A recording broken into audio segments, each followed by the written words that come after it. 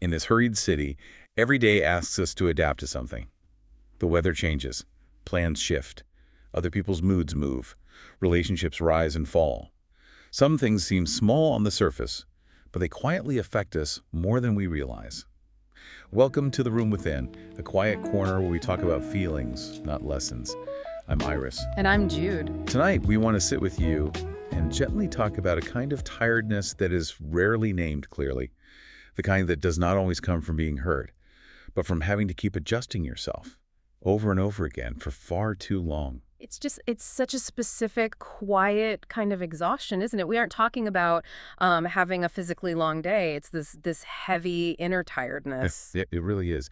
And I think to really sit with it, it helps to think about why we crave predictability so much, like why checking the daily weather report feels so necessary.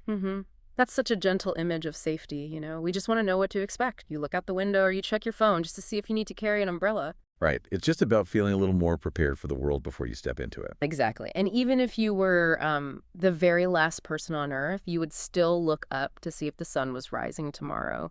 We just have this deep, quiet need for things to be steady. We really do. I like to think of checking the weather as sort of gathering our emotional warmth for the day. But the really hard part is we don't get a forecast for the people we share our lives with. No, we don't. And I think that's where that quiet pressure really begins to settle in. You step outside, and there's no little warning that says, someone you work with is carrying a heavy mood today, or, your partner's tone is going to suddenly shift this afternoon. Right. There's no heads up, so you end up constantly reading the air. Yes. With every single interaction, you're just quietly adjusting. You soften your voice, you pull back a little bit, or maybe you try to be a bit more cheerful just to balance them out. Yeah, you're just shifting your own weather to match theirs. Right. And doing that over and over, just sensing and accommodating all day long, it just slowly takes so much out of you. It really does. But I mean, relationships are supposed to move and change, right? We want to feel connected to people. So why does this specific kind of adjusting feel so uniquely draining?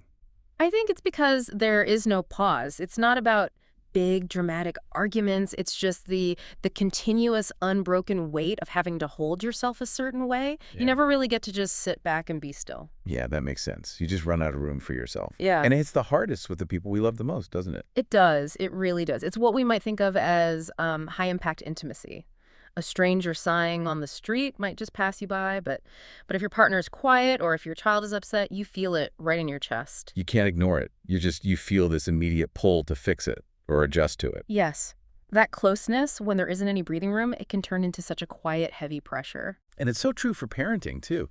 Like, we always feel this intense need to be perfectly engaged with our kids, always asking the right questions, always teaching. But sometimes they get overwhelmed by that intense engagement, too. Sometimes they don't want to be figured out. They just need us to offer a calm, steady presence. Just sitting together in the quiet. Right. And realizing that needing a pause from constantly reading everyone, it doesn't mean you love them any less. It just means you've been adjusting for too long and you just need space to breathe. Yeah. It's just giving each other permission to stop reading between the lines, to be able to say, if you're uncomfortable, just tell me, so we don't have to spend all our warmth guessing. Exactly. It's about letting closeness feel soft again instead of exhausting. Which brings up a thought I'd love for you to just gently hold on to tonight. If you could hand an emotional weather report to your loved ones every single morning, just to spare them from guessing, what would your forecast say today? That's a beautiful question to just let sit in the room. If you often feel tired at night, but cannot fully explain what is wearing you down, maybe it is not only that life has been too full. Maybe you've simply been adjusting to too many people for too long, without enough room to come back to yourself. Wanting a little silence, a little distance, a little pause from having to read everyone so carefully. That is not cold, and it is not wrong. It's only human. Tonight, I hope you can set yourself down in a quieter place. You do not need to rush to be understanding. You do not need to keep responding to everyone. This is The Room Within. Thank you for being here with us tonight. I hope you sleep gently. We'll see you next time.